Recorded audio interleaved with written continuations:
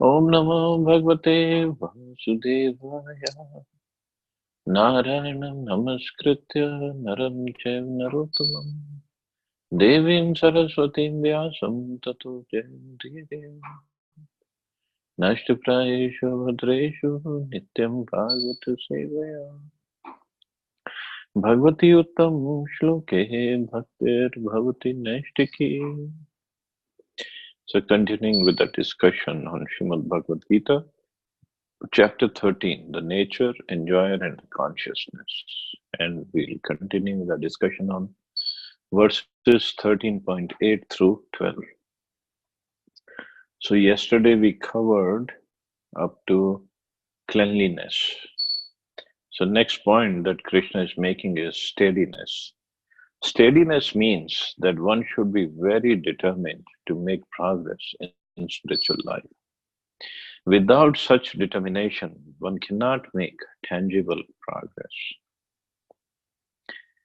Just like karmis, materialistic people are so determined, they are running practically 18, 20 hours a day, running around. If they are physically not running, then their mind is always working. How to make money, how to make money, how to make money, and how to make progress in materialistic life. This is all. If you, I'm pretty sure everybody has this experience. If you talk to them at any moment, at any time, in any party, in any conversation, it is like, okay, I have made so much money, I'm going to make more. Of course, they don't tell you how much money they made. Or I'm gonna get this position and I'm working hard and this. They're so enthusiastic, so determined to make more money. Of course, they don't understand making money is not in their hands. Efforts are in their hands, but making money or making or getting a higher position, it's all in the hands of Krishna. But they're so determined. They're so much enamored by how much money their seniors are making, or how many facilities, how many properties he has, how many cars he has, what kind of car he drives. I should also drive the same. So steady, so determined.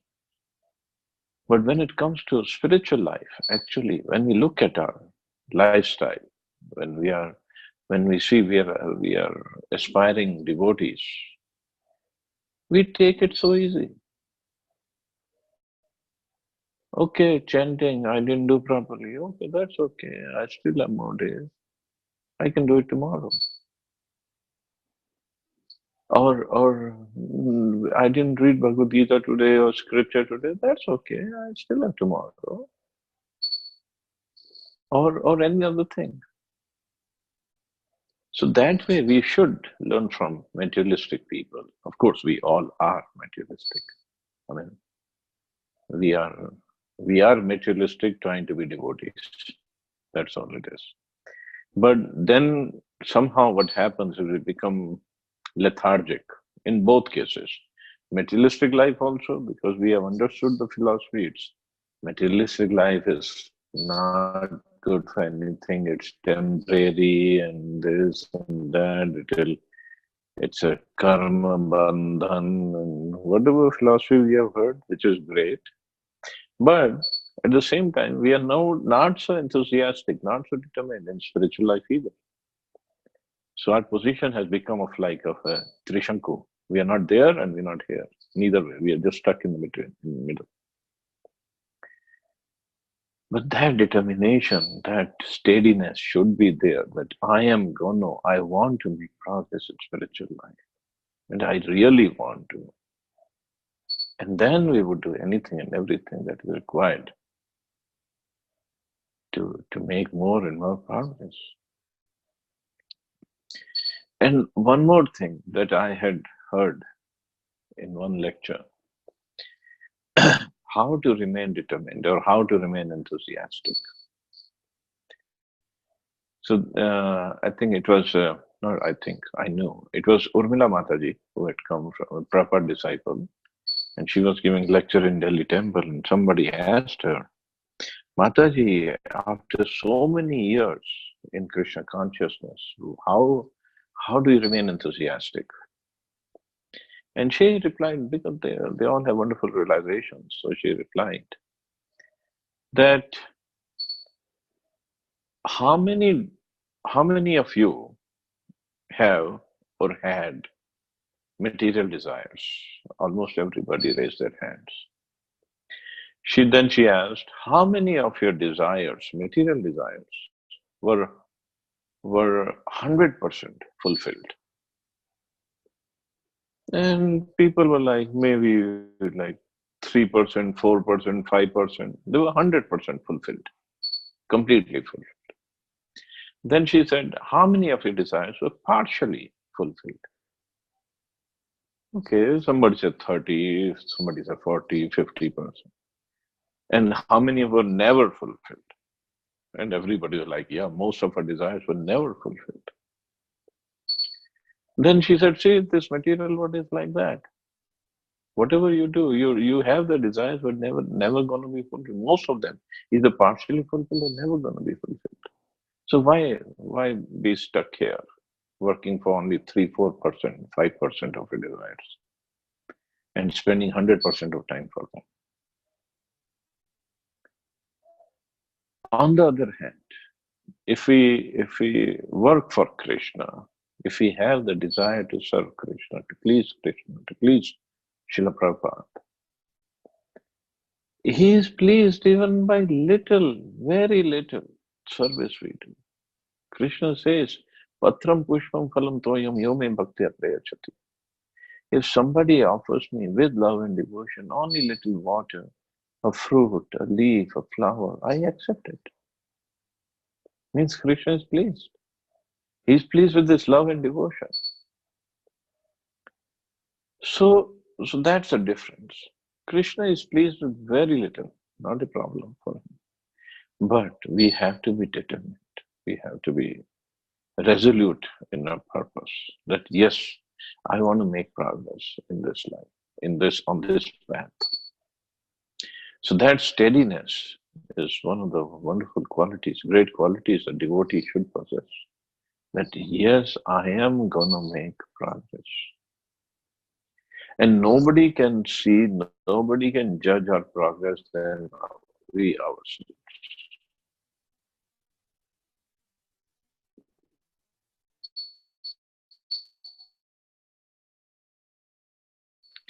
It's just like when we start eating, nobody else will know, only we will know how much, when we are satisfied, when our hunger is gone, and when we are satisfied, when we are pleased. Only we know. Similarly, when we are chanting, when we are doing our services, only we know when we are making progress, when we are getting that pleasure within of serving Krishna. So that we have to take note of our progress, and we have to keep on making progress. That's the only way to achieve higher and higher position. I mean, there's no position means higher and higher status in Krishna consciousness. So we have to keep on trying, and we have to keep a note of where we are going. But with determination, we have to keep on making progress. Devotees are very merciful, devotees are very helpful in helping us, in inspiring, motivating, encouraging us. But ultimately, we have to do our part. So steadiness is very, very important in bhakti. Then next quality is, and self-control means that one should not accept anything which is detrimental to the path of spiritual progress. One should become accustomed to this and reject anything which is against the path of spiritual progress. This is a real renunciation. The senses are so strong that they are always anxious to have sense gratification. One should not cater to these demands, which are not necessary. The senses should only be gratified to keep the body fit so that one can discharge its duty in advancing in spiritual life. The most important and uncontrollable sense is the tongue. If we can control the tongue, then there is every possibility of controlling the other senses. The function of the tongue is to taste and to vibrate, means to speak. Therefore, by systematic regulation, the tongue should always be engaged in tasting the remnants of foodstuffs offered to Krishna and chanting Hare Krishna. As far as the eyes are concerned, they should not be allowed to see anything but the beautiful form of Krishna. That will control the eyes. Similarly, the ears should be engaged in hearing about Krishna and the nose in smelling the flowers offered to Krishna. This is the process of devotional service. And it's understood here that Bhagavad Gita is simply expounding the science of devotional service. Devotional service is the main and sole objective. Unintelligent commentators on the Bhagavad Gita try to divert the mind of the reader to other subjects, but there is no other subject in Bhagavad Gita than devotional service. So then Krishna talks about self-control. Self-control means, like Rupa Goswami also speaks about it in um, Nectar of Instruction, Nectar of Devotion, both the places. Like uh, Anukula, what is it? Anukulasya sankalpa pratikulasya varjanam. Means anukul, what is favorable for bhakti, we should accept. What is unfavorable, we should reject. What is unfavorable is mostly the sense gratification. That we try to enjoy, or we get into enjoying our senses away from Krishna. Other than by serving Krishna, we are trying to gratify these senses. Then it becomes detrimental to our bhakti. Why? Well, these senses are so strong. Bhaktivinoda Thakur has sung in that prayer, Sharira Vidya Jal, when we honor Prasadam, then we chant this prayer. The Sharir, this body is a network of senses, network of ignorance actually. Jadindriya Kaheka means they are basically going to take us to the death. They are taking us towards death. And this network of senses are so strong. This matrix is so strong, so powerfully made by Krishna. Of course, soul is stronger than all this nonsense. But somehow or other, the soul has become conditioned in the material world. So it has come under the grip, under the control of these senses. So when the soul, with the help of mind, is only working to please these senses, and there is no other aim of life, no other spiritual aim of life, then these senses are so impetuous, so strong, so stubborn, so restless, so resolute, that they don't let go of the soul. It is compared, all the senses, the 10 senses are compared to 10 wives a person can have. And so just imagine the person comes home in the evening after working whole day in the office or in the market, and all the 10 wives jump on him. I say, oh, take me to see something beautiful. Nose grabs his arm. Okay, take me to see, to smell something nice. In mouth and the ears and the other senses. Skin, especially the skin. Oh, the sense, the skin is all over the body. At least the nose and the eyes and the ears, they're just in one part of the body. But the skin is all over. So the sense of touch is so so gripping that we want to touch something that pleases our skin. So then all the senses are pulling the soul, and then the mind also gives in, comes with them, and the intelligence is not sharp, then the person goes to work always to enjoy, to satisfy these senses. But the problem is these senses are never satisfied, even till the time of death. They're never satisfied. And um, and they keep on demanding more and more and more and more. Hare Krishna. I see Rashmi sitting there at Pramod Monty Prabhu's place.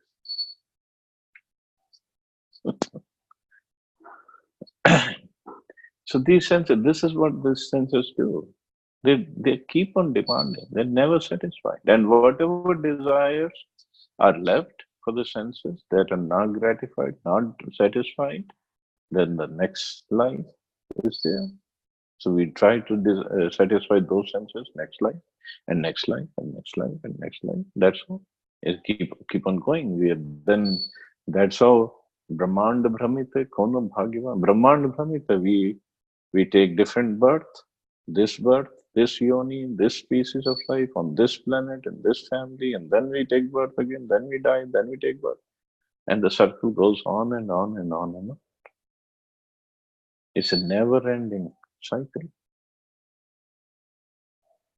And the Jeev and the living entity is just stuck, trying to satisfy the senses. They will never be satisfied. So the acharyas have said that, or Krishna also says this, that this is what we have to do. This is where we have to draw the line. Okay, no more listening to the senses' demands. We have to be resolute. We have to be determined. We have to that sense gratification. Only jnanis or yogis, they say, okay, no, jnani says the senses are illusion. And yogis, they try to control the senses. First they try to control the mind, that no more sense gratification. But the mind and the senses are so strong. This is what in second chapter of Bhagavad Gita it says, that they're so strong that they take away the mind of even a person who's completely resolute. Just like a boat in an ocean without a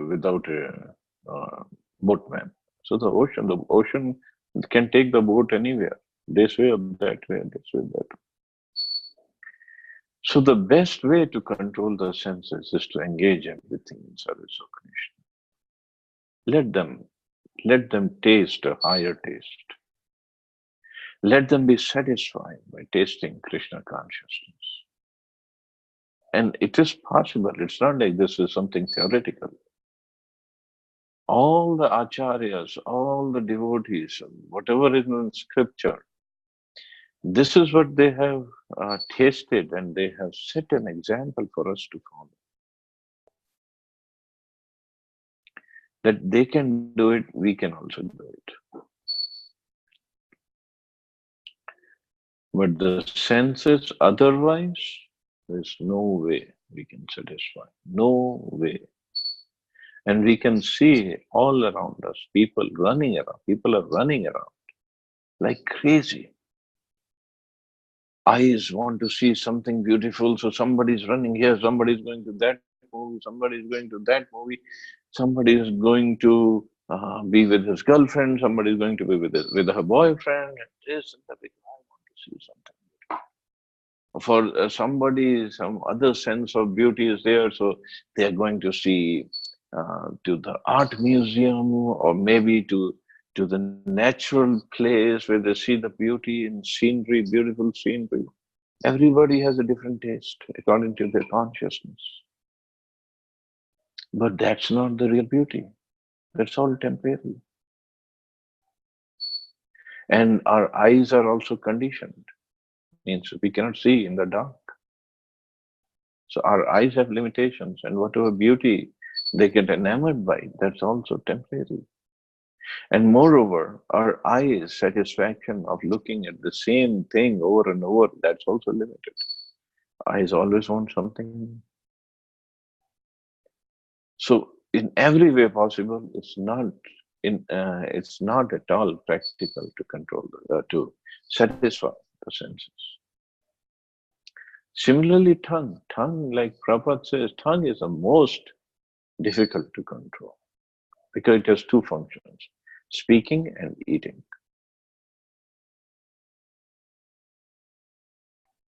And for eating, we can just see how much elaborate arrangements we have to do for eating only. Mataji is at home, their only thing, they get up in the morning, okay, what are we going to eat today? Till the time they sleep, this eating process is what they're taking care of. Of course, they take care of much more, many other items also in the house. But this eating is the most important. That's the first thing on their mind. What are we going to eat? What does everybody want to eat? Because it's so strong, the sense is so strong to eat. And then we think that if I don't eat, I cannot survive, I cannot live. But that's why Krishna has given us so many fasting days. So Ekadashi, you all are observing Ekadashi today. Why this fasting? Fasting, actually, they're twofold process. Fasting, it doesn't mean we should starve ourselves by not eating. Fasting actually means, yes, one part is not eating and the other part is remembering, thinking, serving Krishna. But that part nobody remembers. Nobody wants to follow. Only part at the most we can do is not eating. And even that it is because uh, Prabhupada has given so much of relaxation in observing Ekadashi that actually we have more feast on Ekadashi than on regular days. There's so many varieties, and people, devotees, they talk to each other, they exchange the recipes, and then they talk about, oh, I cooked that on Ekadashi, and I cooked that on Ekadashi, and that was so wonderful, and this and that.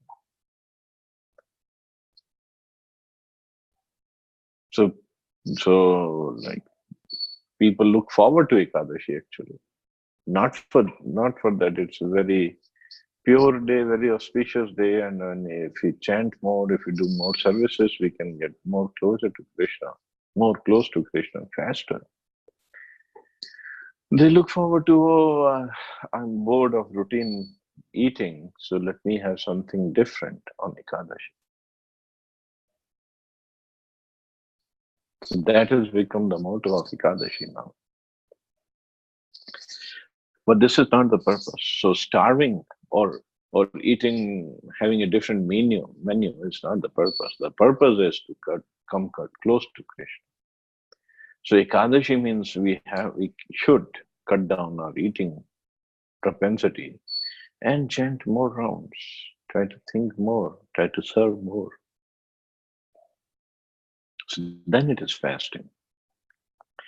So basically that fasting is there to tell us, to teach us, to convince us that even if we don't eat for a day, nothing will happen. It's good for the body. It recharges or it cleanses the whole system. So we have to do that. This is to control this tongue. Because tongue will keep on going, oh, I want to eat. It's Ekadashi, okay, let's have sabudana, tikki, and Ekadashi cake, and this and that. We're not going to die if we don't eat that. Just prepare a little bit at home, offer to Krishna and chant. But that requires lots of determination. Okay. Okay, next quality that Krishna is speaking about is false ego. False ego means accepting this body as oneself.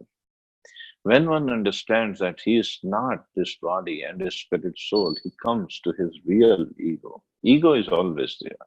False ego is condemned, but not real ego. In the Vedic literature, it is said, Aham Brahmasmi, I am Brahman, I am spirit, this I am. The sense of self also exists in the liberated stage of self realization. This sense of I am is ego. And when the sense of I am is applied to this false body, it's false ego. When the sense of self is applied to reality, that is real ego. There are some philosophers who say we should give up our ego, but we cannot give up our ego because ego means identity. We, of course, ought to give up the false identification with the body. So then next point is uh, giving up false ego. So false ego is, so Prabhupada has very nicely is writing, the real ego is also there. So ego cannot be given up. Of course, ego is generally referred to as being proud.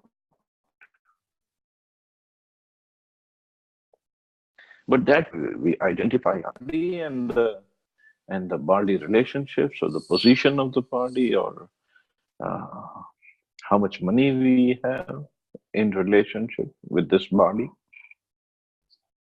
So that's where the pride comes in. But it starts with that false ego that I am this body. And that is false ego. That's what we have to give up. We have to understand I'm not this body. I'm a spirit soul.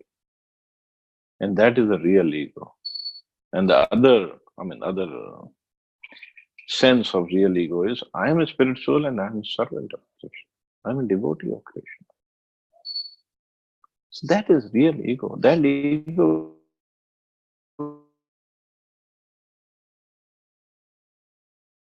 to have that identity we cannot lose. This identity is with us permanently. Of course, position of ours. And then we remember that I'm this body because this is what Maya does. So the function of Maya is to cover us and to throw us in the material world. So she covers us with the ignorance. And why she covers us? Because we want to be covered. Because the soul wants to be covered. And soul is in the material world. Soul wants to be covered. And the Maya covers her.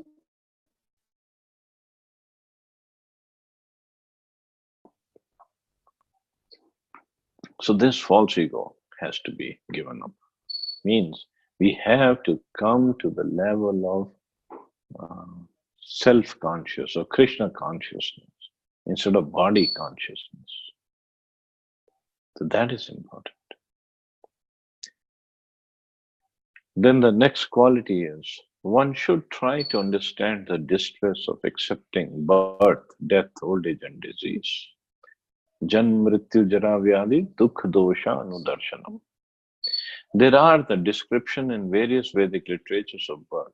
In the Srimad Bhagavatam, the world of the unborn, the child's stay in the womb of the mother, its suffering, etc., are very graphically described.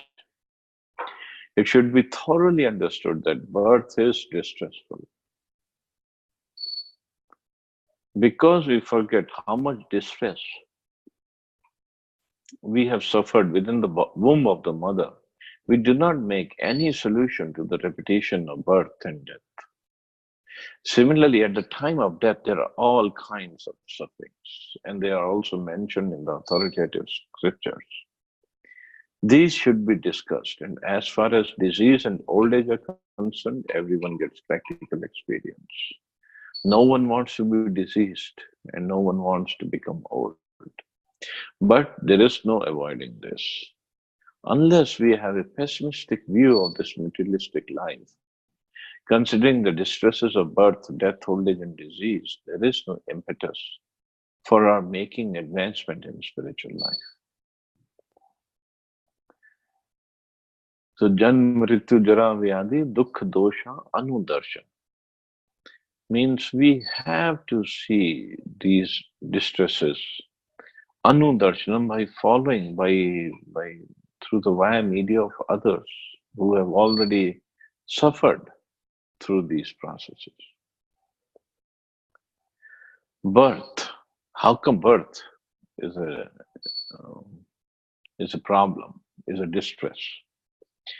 So, like Prabhupada is writing, actually, when as soon as we are born, we forget how much we suffered in the womb of the mother. So, what happens when when we are born? Before that, for 9 months, we are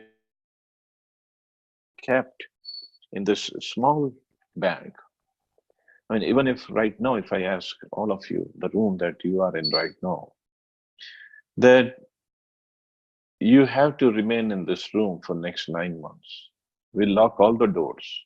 We'll give you food at the right time. But 9 months, you have to stay in this room. No phones, no internet, no computer, no nothing. Just be there. So even at this time, we would say, no, I can't. I can't remain here. For even for more than 2 days, I can sit in this room, not doing anything. But as a baby, we are stuck. We are kept in this bag, which is called embryo, which is called stomach of our mother, womb of our mother. And we are there for 9 months. We can't get out. It's not even such a big room as we are in. It's hardly there's a room to move around. And Krishna's arrangement. The baby. First of all, he's hanging upside down, and whatever mother eats, the baby gets his nourishment through the mother. That's Krishna's arrangement. Otherwise, who can? I mean, the baby cannot order from Food Panda. Okay, I want to eat this today. He'll be delivered that food. No, whatever mother is eating, Krishna has made the arrangement that the food also goes to the baby through that umbilical cord. But also, it's mentioned in Bhagavatam, like Prabhupada said in Bhagavatam, it's in detail. It's mentioned how the baby's body is formed in the womb of the mother. That there are in the womb of the mother there are fluids, and there's so many insects in those fluids, and those insects bite the skin of the baby, and the baby's skin is very tender when he is inside the womb of his mother, and baby cannot take it because it really hurts him.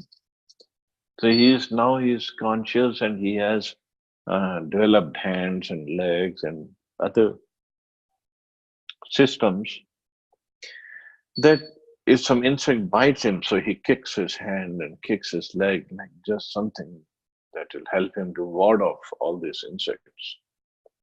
But he can't. It's very difficult. So the baby kicks, and the parents, not knowing why is the baby kicking, they get very emotional and surprised and happy. Oh, look at it, our baby is kicking, our baby is kicking. For them, it's very cute, something very cute, but they don't know why is he kicking. He's in distress. Insects are biting him.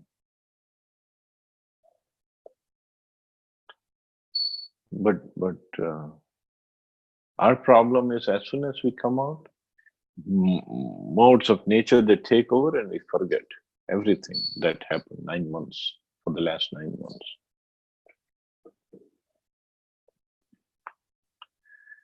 So Janma and then Mrityu. Of course, there's nobody who wants to die. We can claim, we can say, oh, I don't have a problem in dying, but in our heart we know I don't want to die. Because we think we have so many things to do, and money to make, or this and that, this and that we forget everything. And then the death. Death means everything that we worked for so hard in this life, everything will be taken away at the time of Mrityu Sarharashcha. Everything. Even this body. We have worked so hard to maintain, for the upkeep of this body, to make this body beautiful. We have worked so hard to make this body strong, and that we work.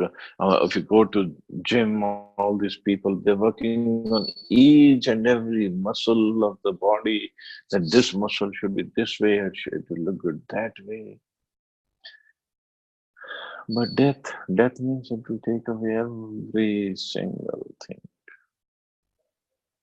Napoleon, when he died, he told his ministers, he knew he was going to die, he was not going to survive. So he told his ministers to do three things after he dies. He said, when people are going to be there to take my casket, my dead body from this hospital to where I'm going to be buried, he said, only people who've been trying to save my life, only my doctors should be allowed to take that casket. Second thing he asked was, when I'm on the death, in the casket, and these doctors are taking me, let both of my hands hang from the casket outside.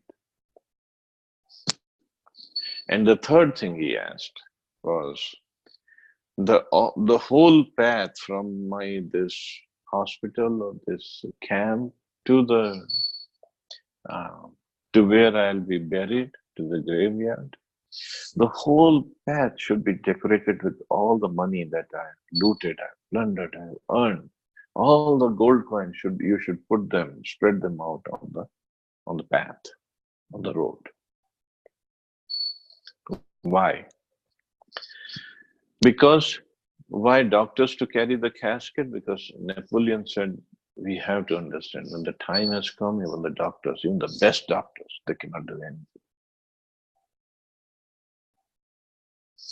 Secondly, why the hands to be hanging outside? Said Napoleon said that when everybody should understand that we all come empty-handed and we all are going to leave empty-handed. We cannot take any of the riches that I have collected. And third, why spread all the gold coins on the road? And this is what Napoleon said, because we have to understand, I cannot take anything. They're useless for me, for the person who is about to die. All these riches are useless.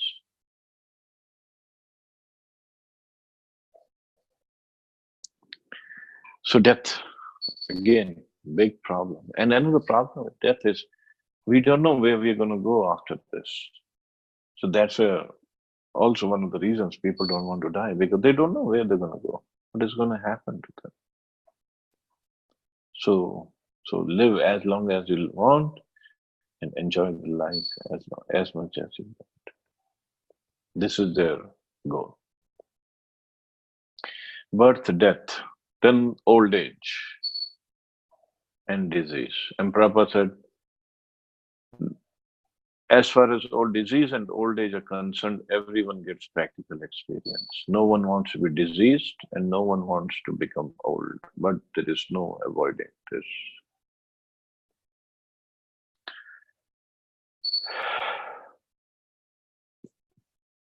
So nobody, just nobody wants to get old, wants to become old. So we all have to. We don't have a choice. And disease, nobody, so far I've never seen anybody praying to Krishna, going to demigods to pray that, oh Krishna, or Mata, or Ganeshji, or Hanumanji, I've lived so long and I've lived very healthy life. Let me get sick now. Please let me have the dengue fever, or let my leg break in an accident, or let my hand break in an accident. Nobody prays like that. Why? Because nobody wants to suffer the diseased condition of life. Nobody wants to um, go through that problem of diseases and the doctor bills, and because diseased life also means we cannot gratify the senses, we cannot enjoy the senses. Suppose I'm sick and I'm in my bed and my friends are going to watch a nice movie and they're going to have dinner outside later on. And I'm sitting here lying on bed and see what kind of friends are these.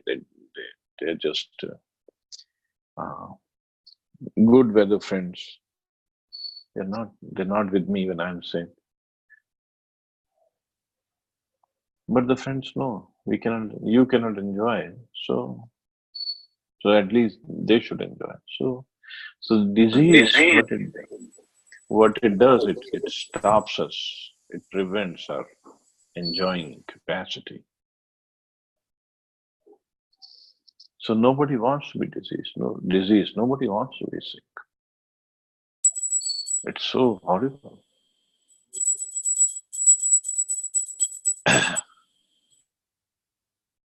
So this janma mrityu jara vyadhi dukh dosha anudarshana. The real knowledge is one should be able to see these problems. And this is what Prabhupada is writing, that unless we have a pessimistic view of this material life, considering the distresses of birth, death, old age, and disease, there is no impetus for our making advancement in spiritual life. Of course, these days, um, even with the disease, they project such a rosy picture. Oh, we'll take care of you even when you're diseased. We'll provide you with so much of sense gratification. Don't worry. And the hospitals are very nice, and the nurses are taking care of the person. But they don't know. The person who is sick, he should understand they are all after his money. That's all.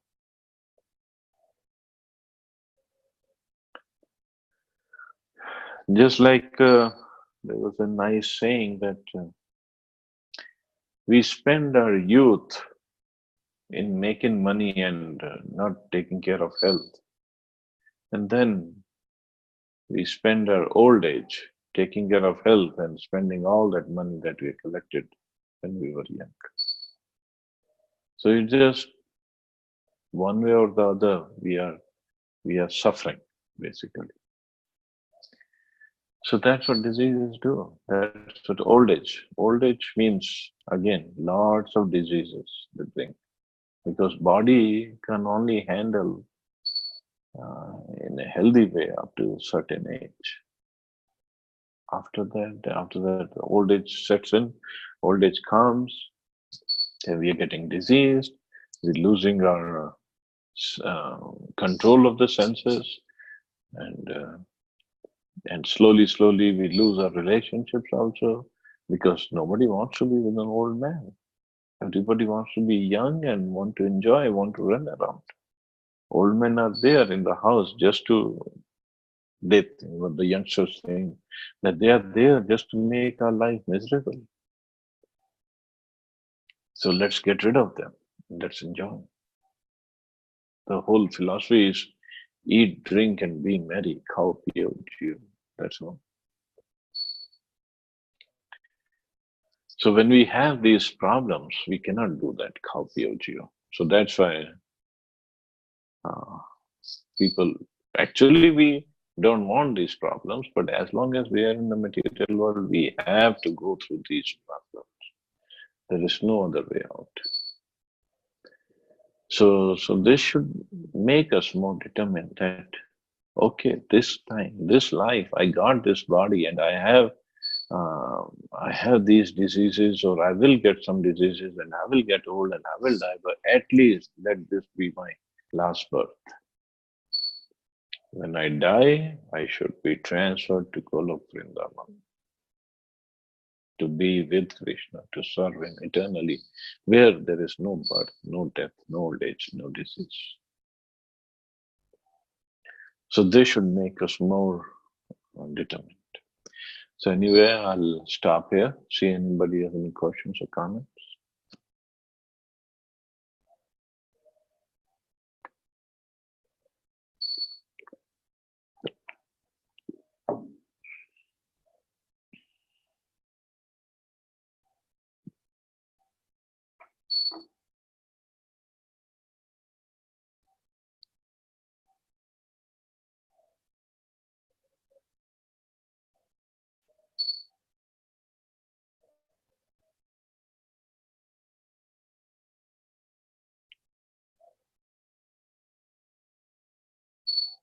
Well, did everybody leave or the lecture became too heavy? Hare Krishna Prabhuji, thank you very much for nicely explaining the point. It's very Abhishek. all these points makes us very think deeply actually. Yeah, they should. All of us, we should look in. I mean, this purport we should read every day, actually. And the Prabhupada is writing that there is a pessimistic view of material life, but this is good for us to make progress. And that's what people do complain about ISKCON. Oh, ISKCON, they are very pessimistic. They always talk about death and old age and disease. What is this nonsense? We want to enjoy. But this is not pessimistic, actually, this is realistic. So, anyway, any other question or comment?